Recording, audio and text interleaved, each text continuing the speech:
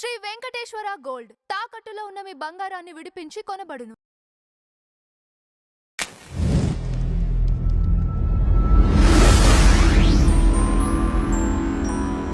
నమస్తే అండి, welcome to tree media. మనతో పాటు ఎక్స్ క్రిస్టియన్ ప్రవీణ్ కుమార్ గారు ఉన్నారు. నమస్తే ప్రవీణ్ గారు.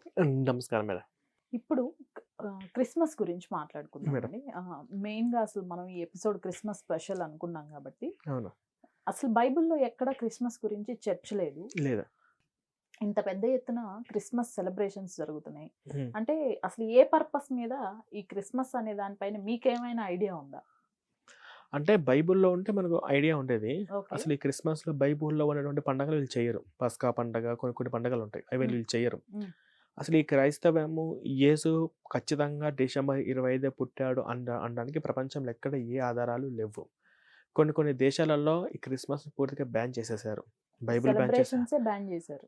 బ్యాన్ చేయడం కాదు మేడం. ఇప్పుడు జపాన్లో కానీ కొన్ని దేశాలలో ఎట్లుంటుందంటే, ఇప్పుడు షాపింగ్ మాల్స్లో క్రిస్మస్ ట్రీ పెట్టినా కూడా అది క్రైమే. అలాంటివి చేయకూడదు. అది విదేశీ సంస్కృతి. ఎందుకంటే ఆ క్రైస్తవ మతము ఎలా ప్రపంచాన్ని ఆక్యుపై చేసి ఎంతమందిని ప్రాణానికి కారణం అయిందో ఇప్పుడు వాళ్ళందరూ ఎడ్యుకేట్ అయి తెలుసుకున్నారు. ఇంక్లూడింగ్ అమెరికా, ఆస్ట్రేలియా కూడా మొత్తము బ్యాక్ వచ్చేసారు చాలామంది. కానీ మన ఇండియాలో ఏంటంటే టైం పడుతుంది పూర్తిగా బ్యాక్ రావాలంటే. ఈ క్రిస్మస్కి ఈ బైబుల్కి సంబంధం లేదు అని కొంతమంది పాస్టర్లు కూడా చెప్తారు. లేదని చెప్తారు. వాళ్ళు అది క్యాలెండర్ జెనెసిస్ పలానా వాళ్ళు చెప్పారు అదని చెప్పేసి వాళ్ళు ఎప్పటి నుంచో ఎవరో తెలియని వాళ్ళు నాటినటువంటి విత్తనం ఇది. పలానా రోజు చేసుకోవాలి. ఈ శాంతా గ్లాసెస్ కానీ, క్రిస్మస్ ట్రీలు కానీ, ఈ క్రిస్మస్ కానీ ఇదంతా ఏ ఒక్కటి బైబిల్లో లేదు. పలానా రోజు యేసు పుట్టాడని అసలు ఎటువంటి ఆధారాలు లేవు వీళ్ళకు. సో ఇది ఏంటంటే ఇప్పుడు ఈ రోజు ఈ సమయంలో ఇవన్నీ ఏంటంటే వీళ్ళకి ఎప్పటి నుంచో బాగా విషయం నాటుకుపోయింది. నాకు ఇంకా బాధ కలిగించే విషయం ఏంటంటే ఈ సమయంలో కొంతమంది సెలబ్రిటీస్, నిన్న బ్రహ్మానందం కూడా వెళ్ళినట్టున్నారు. బ్రహ్మానందం కమెడియన్. చాలా మంది సెలబ్రిటీలు అందరూ కూడా సెమీ క్రిస్మస్లో పార్టిసిపేటింగ్ చేయడము, క్రిస్మస్ వాళ్ళ ఇంట్లో కూడా జరుపుకోవడము, మళ్ళీ వాళ్ళు జరుపుకుని స్టేటస్ అన్నిట్లోనూ రివీల్ చేయడము, ఇవన్నీ ఏంటంటే వాళ్ళు మాట్లాడే మాటలు సెలబ్రిటీస్ కాబట్టి వాళ్ళని అభిమానించే అభిమానులు ఎక్కువ లక్షల్లో కోట్లలో ఉంటారు కాబట్టి వాళ్ళు చెప్పే మాటలు ఎంతోమంది ప్రభావితం చేస్తుంది. అసలు వాళ్ళకి ఈ క్రిస్మస్ ఎందుకు వచ్చింది, ఈ క్రిస్టియన్ మతం ఏంది, ఈ యేసు యొక్క ఎంతో ప్రేమించాడు, కరుణామయుడు, దయగలవాడు, ఎంత పాపమైనా క్షమిస్తాడు ఆయన అంతే అని చెప్పేసి ఇవి ఎక్కడెక్కడో 4-5 పట్టుకుంటున్నారు. కానీ పూర్తిగా అవగాహన లేకపోవడం వల్ల వాళ్ళు చేసే పనుల వల్ల ఇది ఎక్కువ మందికి రీచ్ అయ్యి క్రిస్మస్ ఎక్కువ మందికి రీచ్ అయ్యి ఎక్కువ మంది ఎఫెక్ట్ అయ్యే అవకాశం ఉంటుంది. ఎందుకంటే హిందువులు క్రైస్తవులుగా మతం మారే టైం ఇది ఎక్కువ దేశవ్యాప్తంగా.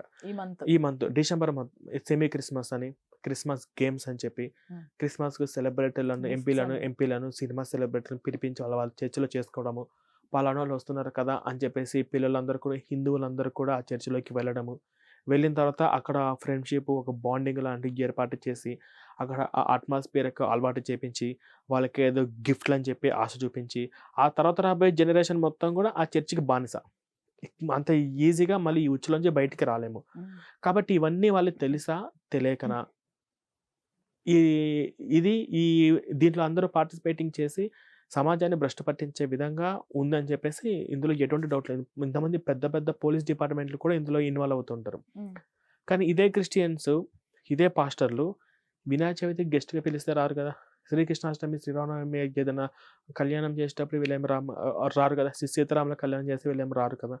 అవన్నీ సెలబ్రిటీలు ఏమి తెలుసో తెలియదో ఈ ఇంకా సెక్యులర్ అనే భావన ఉంది కదా మేడం, అది ఈ దేశానికి ప్రమాదకరం. సో అది అంటే ఇప్పుడు ఈ సీజన్ లో అండి, ఈ టైంలో బయటికి వెళ్తే ఎక్కడ చూసినా పెద్ద షాపింగ్ మాల్స్ దగ్గర నుంచి చిన్న షాపింగ్ మాల్స్ దగ్గర నుంచి ప్రతి చోట క్రిస్మస్ ట్రీ ఉంటుంది, పెద్దగా డెకరేషన్ చేసి ఉంటుంది, శాంటా క్లాజులు కనిపిస్తుంటాయి. క్రిస్మస్కి సంబంధించిన పెద్ద ఎత్తున హడావిడి సెలబ్రేషన్. లైక్ అంటే మన దేశానికి సంబంధించిన సంస్కృతి కాకపోయినా సరే ఇంత పెద్ద ఎత్తున సెలబ్రేషన్స్ బాగా స్ప్రెడ్ అయిపోయినాయి.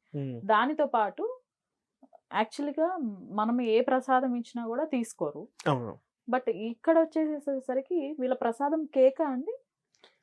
ప్రసాదం కేక్ అని కాదు, ప్రతి ఓకే. క్రిస్మస్‌కి వీళ్ళు చర్చిలో కేకులు కట్ చేస్తూ ఉంటారు. ఓహో! అది వచ్చిన వాళ్ళందరికీ కేక్ పంచుతూ ఉంటారు. హ్మ్. అది. మరి అది వీళ్ళకి ఇవ్వటం. ప్రసాదం అనే కాన్సెప్ట్ వీళ్ళ దాంట్లో ఎక్కడ లేదు. ఓకే. నైవేద్యము, ప్రసాదం ఇవన్నీ వాళ్ళన్నీ బలులు తీసుకోవడము, హ్మ్. బలులు అర్పించడమే తప్ప హ్మ్. ఈ ప్రసాదాలు, నైవేద్యాలు ఇవన్నీ వాళ్ళ దాంట్లో ఏమీ ఉండదు. హ్మ్. ఉండకపోగా ఇవి ఉన్న వాటిని వ్యతిరేకించే విధంగా ఉంటుంది ఆ మత గ్రంథం హ్మ్. ఫస్ట్. హ్మ్. ఇదేంటంటే ఇప్పుడు ఇంత పెద్దన వాళ్ళందరూ కూడా వ్యాపారం కోసమే.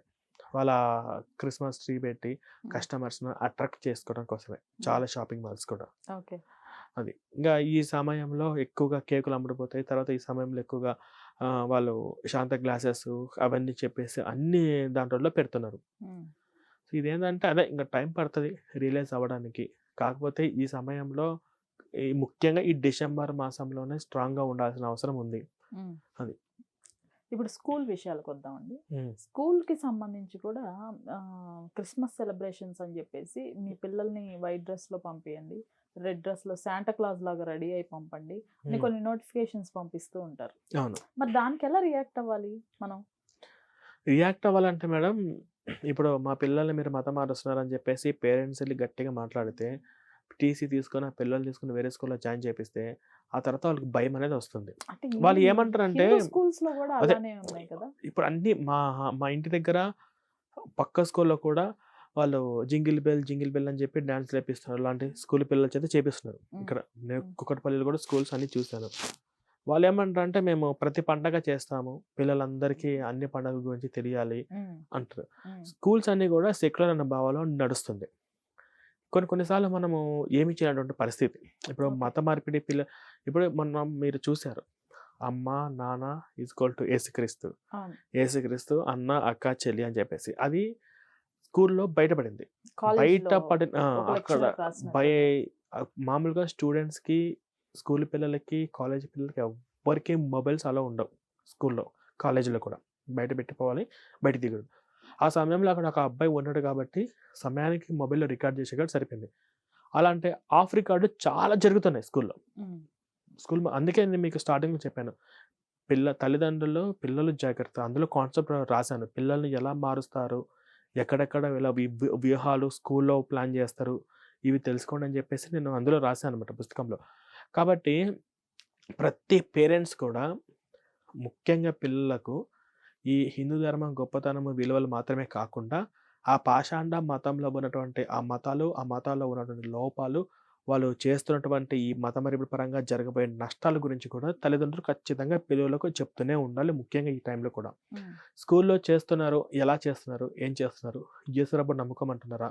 ప్రేయర్‌లో పార్టిసిపేటింగ్ అది ఒక లిమిట్ దాటి కొన్ని కొన్ని లిమిట్స్‌కు దాటి క్రాస్ అయ్యి వెళ్ళిపోతున్నారా? అక్కడి నుంచి అటే సరాసరి చర్చికి తీసుకెళ్తున్నారా? స్కూల్‌కి ఏదన్నా పాస్టర్ వస్తున్నాడా? పాస్టర్ వచ్చి వీళ్ళ చేత ఏమైనా చేపిస్తున్నాడా? ఇవన్నీ కూడా మనం ఒకసారి ఆలోచించి పరిశీలనలోకి తీసుకొని, ఆ తర్వాత రియాక్ట్ అవ్వాలని చెప్పి నేను అంటాను మేడం. అది. రైట్. అయితే రీసెంట్‌గా హీరో 'శివాజీ' గారు మీకు తెలిసే తెలుసు ఉంటారు. మేడం. తెలుసు. ఆయన 'దండోర' అనే సినిమా కార్యక్రమంలో ఆహ్, హీరోయిన్ బట్టల గురించి కొన్ని కామెంట్స్ చేశారు. హ్మ్. వాటిపైన విపరీతంగా పాజిటివిటీ వస్తుంది. నెగటివిటీ ట్రోల్స్ గూడా వస్తున్నాయి. హ్మ్. ఆయన చేసిన వ్యాఖ్యల పైన మీ స్టాండ్ ఏంటి? ఖచ్చితంగా శివాజీ గారు ఎవరైతే ఉన్నారో, ఇట్లా స్క్రీన్ మీద మాత్రమే కాకుండా, ఆఫ్ స్క్రీన్‌లో కూడా హీరో అంటాను. హ్మ్. రియల్ లైఫ్ సినిమాలోనే కాదు, నిజ జీవితంలో కూడా హీరో అంటారు. అసలు ఏం చెప్పారు మేడం అతను? అతను కొంచెం ఏదన్నా ర్యాష్‌గా కొన్ని పదాలు అటు ఇట్లా అన్నా, మీరు బట్టలు నిండుగా ఏసుకోండి అని చెప్పడం తప్పా? హ్మ్. ఇప్పుడు సినిమాలు ఫ్యామిలీతో ఎళ్లి చూడాలనుకుంటే, హీరోయిన్స్ అలా ఉంటే ఫ్యామిలీతో చూడడానికి ఏమైనా ఇబ్బందే కదా! అతను ఏమని చెప్పారంటే, బట్టలు నిండుగా ఏసుకోండి. ఇలా వేసుకోవద్దు అని చెప్పాడు. అంతే కదా! అది హ్మ్. తప్పవుతుందా? హ్మ్. అది తప్పవుతుందా? ఇప్పుడు మన ఇండియన్ కల్చర్‌లో ఆడపిల్లలంటే ఎలా ఉండాలి? ఫారెన్స్‌లో ఎంతోమంది బికినీలు వేసుకున్న వాళ్ళందరూ కూడా రకరకాలుగా కూడా మన ఇండియన్ కల్చర్‌ని చూసి ఫాలో అయ్యి, భగవద్గీతను స్టడీ చేసి మంచిగా నిండుగా బట్టలేసుకున్నారు. ఇప్పుడు ఆడపిల్ల నిండుగా బట్టలేసుకుంటేనే అందంగా ఉంటారు. లేకపోతే మీరు జీన్స్ ప్యాంట్ ఏసుకొని నిండుగా ఏసుకోండి. పంజాబ్ డ్రెస్ ఏసుకొని నిండుగా వేసుకోండి.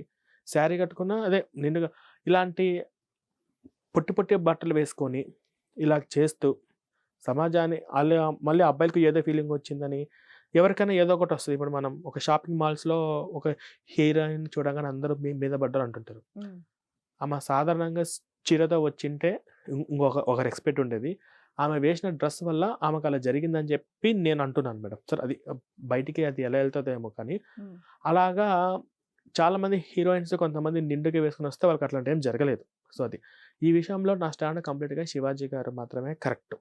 కానీ ఎవరైతే వ్యతిరేకిస్తున్నారో ఎవరైతే చేస్తున్నారో దేనికి కోసం చేయొచ్చు అంటే ఆయన కొంచెం వల్గర్గా ఏదైతే మాట్లాడిందో ఆ విషయంలో ఆయన క్షమాపణ చెప్పారు. సో ఆ విషయంలో వాళ్ళు ఏదైనా అంటే ఆ సమయంలో అతనికి ముఖ్యంగా దేశ సంస్కృతి గురించి ఆలోచించి మాట్లాడిన మాటలు అవి. ఇంతకుముందు కూడా ఒక సినిమాలో ఒక చిన్న షార్ట్ వీడియో మంచిగా వైరల్ అయింది. ఇట్లాగా చెప్పలు కనిపించేలాగా పిల్లలకు అట్లాంటి బట్టలు ఏంటి, అట్లా పొట్టి బట్టలు వేయొచ్చా, అట్లా చేయొచ్చు అని చెప్పి అప్పుడు అది అందరూ ఎంకరేజ్ చేశారు. ఆ క్యారెక్టర్లో అతను ఇన్వాల్వ్ అయ్యి పర్ఫెక్ట్గా చేస్తాడు. అది బాగా వైరల్ అయింది. సో ఈ విషయంలో మేమైతే మా స్టాండ్ అయితే కంప్లీట్గా శివాజీ గారి పక్షంలోనే ఉంటుంది. ప్రవీణ్ గారు, లాస్ట్ టైం మీరు ఒక బుక్ రాశారు బైబిల్ పైన. అవును మేడం. మళ్ళీ కొత్తగా ఇంకొక బుక్ రాయటం జరిగింది. అవును మేడం. ఆ బుక్ పేరేంటి, ఎవరిని ఉద్దేశించి రాశారు, దేనికోసం రాశారు?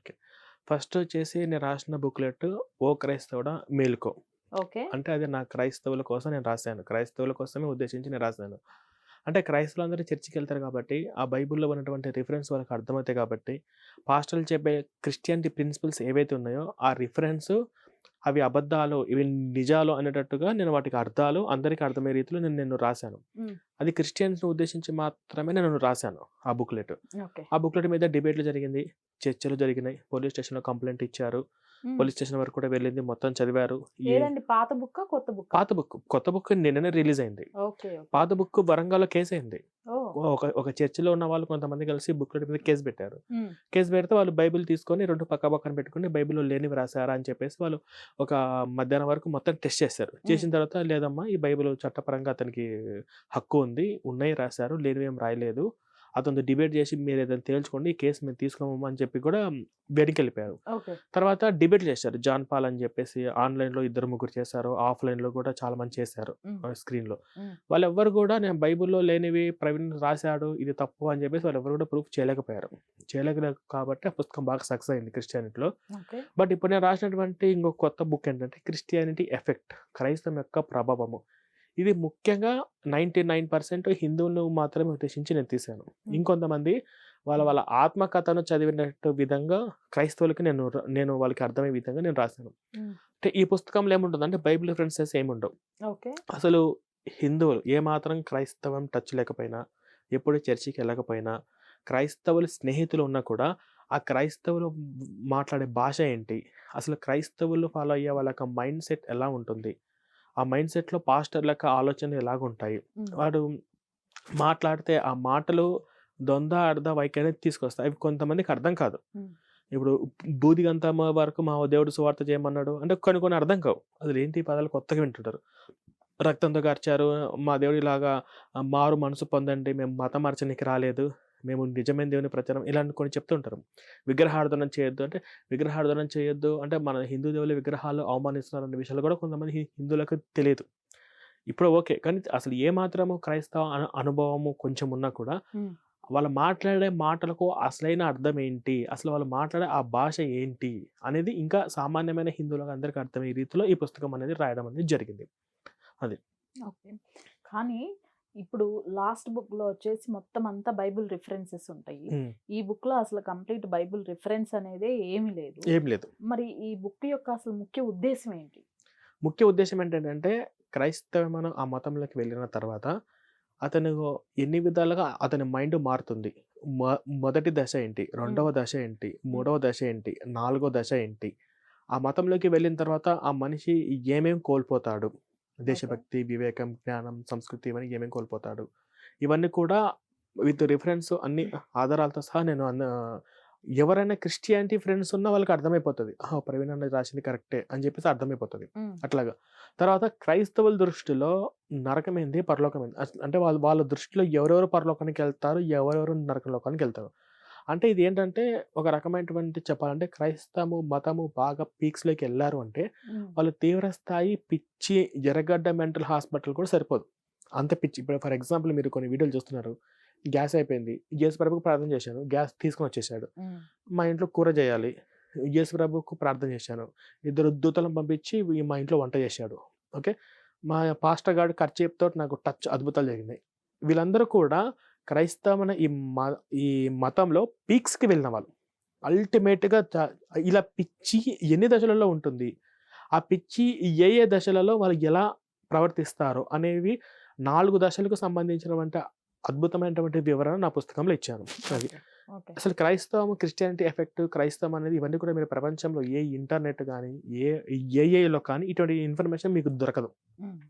అనుభవించి ఉన్నవని కాబట్టి, అన్నీ ప్రాక్టికల్‌గా నా కళ్ళతో నేను చూసాను కాబట్టి, నేను రాయడం అనేది జరిగింది. ఫస్ట్ ఇందులో ఇప్పుడు మీ దృష్టిలో పరలోకానికి అంటే క్రైస్తవుల యొక్క ఆలోచనలే వేరు. ఓకే. అవి సృష్టికే విరుద్ధం. మానవ జాతికే విరుద్ధం.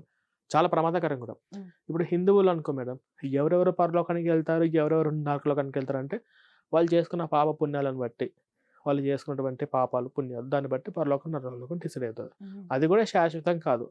అవన్నీ అనుభవించిన తర్వాత మరో జన్మ ఉంటుంది అని చెప్పేసి ఇది నిజంగా అలా జరిగిద్దా లేదా అని పక్కన పెడితే లాజికల్‌గా, తర్కబద్ధంగా, మానవత్వ విలువలతో ఆలోచించడానికి కరెక్ట్‌గా ఉంది. కానీ ఇందులో యేసు ఎన్ని పుణ్యాలు చేసినా కూడా యేసు నమ్మకపోతే అనంతకాలం నరకమే. అంటే ఈ మైండ్ సెట్ కలిగిన వాళ్ళ యొక్క ఆలోచన ఎలాగుంటుందనేది నా పుస్తకంలో వివరించాను. ఇది తలా, తోక అట్‌లీస్ట్ బ్రెయిన్ 0.1% పనిచేసినా ఇది ఏ విధంగా కరెక్ట్ అవుతుంది అని ఇంకా కొన్ని రిఫరెన్స్ వాళ్ళు మాట్లాడే భాషకు తగ్గట్టు ఆధారాలన్నీ కూడా నేను ఇచ్చాను మేడం. ఓకే. అసలు ఈ బుక్ ప్రైస్ ఎంత? దీనికి సంబంధించి లీగాలిటీస్ ఇవి ఫేస్ చేయడానికి రెడీగా ఉన్నారా? నేను రెడీగా ఉన్నాను. ఆల్రెడీ ఈ పుస్తకం మొత్తం రాసిన తర్వాత నేను లీగల్ అడ్వైస్ టీమ్‌ని కూడా కలిసాను. Advocate okay. వాళ్ళు కలిసాను. ఓకే. కలిసిన తర్వాత నేను వాళ్ళకి మొత్తం పుస్తకాన్ని చదివిన తర్వాత ఓకే. ఇది మనం చట్టపరంగా మనము ఫేస్ చేయొచ్చు. ఇది చట్టపరంగా ఉంది. రాజ్యాంగం నాకు ఉన్నటువంటి ఫ్రీడమ్ ఆఫ్ స్పీచ్ పరంగా ఆర్టికల్ 51 ఏహెచ్ శాస్త్రీయ దృక్పథం పెంచాల్సిన బాధ్యత ప్రతి ఒక్కరి మీద ఉంది కాబట్టి, ఇది అలాంటి ఎడ్యుకేట్ చేసే విధంగా ఉంది కాబట్టి నేను లీగల్‌ది కూడా నేను ఫేస్ చేస్తున్నాను. హ్మ్. ఒకవేళ ఈ పుస్తకం మీద కూడా డిబేట్ చేద్దాము, డిబేట్ చేయాలంటే పాత పుస్తకం లాగా ఈ పుస్తకం మీద కూడా డిబేట్ చేద్దాము అనంటే, హ్మ్. నేనైతే డిబేట్‌కి సిద్ధంగానే ఉన్నాను. రైట్. మొత్తం ప్రతి అంశం. బుక్ క్రైస్తవం యొక్క ప్రభావం అవును. అని క్రిస్టియన్ పెట్టారు. అవును మేడం. ఎన్ని ఇది పేజెస్ ఉందండి టోటల్? ఇది 16 పేజీలు ఉంది. ఓకే. పాతది 12 పేజీలే ఉంది. ఇది ఇంగ్లీష్ అండ్ తెలుగు రెండిట్లోనూ మీకు అవైలబిలిటీ ఉంటుంది. ఓకే. ఇంకోటి మీరు కాస్ట్ గురించి కూడా అడిగారు. ఇది రూ. 15 ఉంటుంది మేడం కాస్ట్. ఓకే. కానీ ఇది మొత్తం చదివిన తర్వాత ఇప్పుడు ఎక్కువగా పేరెంట్స్ అందరికి ఏం చెప్తున్నానంటే, మరీ ముఖ్యంగా చెప్తున్నాను చాలా జాగ్రత్తగా, చిన్న పిల్లలందరికీ కూడా Telugu, maths, science, social, Hindi subject ఎలాగనో ఇది కూడా ఒక సబ్జెక్ట్ లాగా వాళ్ళకు యాడ్ చేయాల్సిన అవసరం ఎంతైనా ఉంది. చాలా మందికి డాక్టర్ అవ్వాలని ఉంటుంది, పోలీస్ అవ్వాలని ఉంటుంది, లాయర్ అవ్వాలని ఉంటుంది. సో వాళ్ళ డ్రీమ్స్ అన్ని కూడా ఫుల్ఫిల్ చేసుకోవాలనుకుంటే ఈ మధ్యలో ఈ మత మార్పిడి ముఠాలు క్రైస్తవులు ఫ్రెండ్స్‌గా ఉన్నా కూడా వాళ్ళు ఏదో విధంగా వాళ్ళని మతం మార్చేసి, వాళ్ళని రూట్ మార్చేసి, వాళ్ళ జీవితాలను చెల్లాచెదురు నాశనం చేసే ప్రక్రియ ఎప్పుడు కొనసాగుతూనే ఉంటుంది. రైట్. మనం చాలా చూస్తూనే ఉన్నాం. మతం మారి కన్న తండ్రికి తలకొరి పెట్టకుండా, మతం మారి డ్రీమ్‌కు ఫుల్‌ఫిల్ అవ్వకుండా పిచ్చోలు, సైకోలు చాలా ఉన్నాయి. సో వాళ్ళందరికీ కూడా డ్రీమ్ ఫుల్‌ఫిల్ అవ్వాలనుకుంటే ఈ మత మార్పిడి ముఠాలు మనలోనే ఉంటారు. మన స్నేహితులుగా భావిస్తారు. కానీ వాళ్ళ వెనక ఏముంటుందంటే సంస్కృతికి, దేశానికి విరోధులుగా తయారు చేయాలి. విదేశీ విష సంస్కృతిని వాళ్ళల్లో నాటాలి అని చెప్పేసి వాళ్ళకుంటుంది. సో అవన్నీ కూడా వాళ్ళ మనసులో వాళ్ళు వచ్చినా కూడా ముందే ఎదుర్కోవడానికి ఈ పుస్తకం ఎంతో వాళ్ళకి యూజ్ అవుతుంది. ఈ పుస్తకం మొత్తం చదివిన తర్వాత ఓకే. క్రైస్తవులు వస్తారు. వాళ్ళు మాట్లాడేది మత మార్పిడి. వాళ్ళు హిందుత్వాన్ని, సంస్కృతిని దూరం చేస్తారు. హ్మ్. వాళ్ళ ఉచ్చులో పడ్డామంటే మనం అంత ఈజీగా బయటికి రాలేము. వాళ్ళ యొక్క స్టూడెంట్స్ యువతను ఫోకస్ చేస్తారు. సో అందుకని చెప్పేసి మేము ఇది కొంతమంది స్కూల్ ప్రిన్సిపల్ పెద్ద వాళ్ళతోటి మేము మాట్లాడాము. వాళ్ళు ఇవన్నీ కూడా ప్రతి ఒక్క పిల్లలకు పంచడానికి సిద్ధంగా ఉన్నారు. అది ఓకే. ప్రతి ఒక్కరు కూడా పిల్లలందరికీ, స్టూడెంట్స్ అందరికి కూడా పంచడానికి సిద్ధమవుతున్నారు. ఇది మొత్తం చదివిన తర్వాత ఖచ్చితంగా వాళ్ళ జీవితాలు మార్చుకుంటారు. మార్పు ఖచ్చితంగా వస్తుంది మేడం. ఆల్రైట్ ప్రవీణ్ గారు, మీ ఫస్ట్ బుక్ ఏదైతే ఉందో హ్మ్. అది సూపర్ డూపర్ హిట్ అయింది. హ్మ్. దానికి సంబంధించి బోల్డ్ అన్ని డిబేట్స్ జరిగాయి. హ్మ్. జరిగిన ప్రతి డిబేట్ లో కూడా మీరు ప్రూవ్ చేసుకున్నారు మీ అవును. బుక్ గురించి. హ్మ్. అండ్ ఇప్పుడు ఈ సెకండ్ బుక్ కూడా హ్మ్. సేమ్ అదే రీతిలో ఇంకా హ్మ్. ఎక్కువగా హిట్ అవ్వాలని ఓకే. ఫస్ట్ కోరుకుంటున్నాను. బుక్ వచ్చేసి మినిమం 60,000 కాపీలు ప్రెజెంట్ వెళ్ళిపోయినాయి. అబ్బా. Book release okay. అయినప్పటి నుంచి ఇప్పటి వరకు. సెకండ్ బుక్ వచ్చి ప్రెజెంట్ ఒక 2,500 కాపీలు ఇప్పుడు వెళ్ళిపోయినాయి. అడ్వాన్స్ బుకింగ్ ఇప్పుడు కూడా వెళ్తూనే ఉన్నాయి. డైలీ వెళ్తూనే ఉన్నాయి. సో ఈ సెకండ్ బుక్ కూడా ఇంకా జనాలందరూ తీసుకొని వెయిటింగ్. నేనైతే డిబేట్ కోసం వెయిటింగ్ అని రైట్. చేస్తున్నాను. సో అది మేడం. అదే ఈ బుక్ కూడా మంచి సూపర్ డూపర్ హిట్ అవ్వాలి. ఉమ్, అలాగే దీనిపైన కూడా ఎవరైనా డిబేట్ కి గనక రావాలి అనుకుంటే ఉమ్, మనం ఈ ప్లాట్ఫామ్ ద్వారానే డిబేట్ కూడా ఇన్వైట్ చేద్దాం తప్పకుండా. వాళ్ళని. ఉమ్, మీరు రాసిన సెకండ్ బుక్ కూడా. ఓకే, ఎస్, ఆల్ రైట్ అండి. Thank you thank you so madam, much. Thank you so much.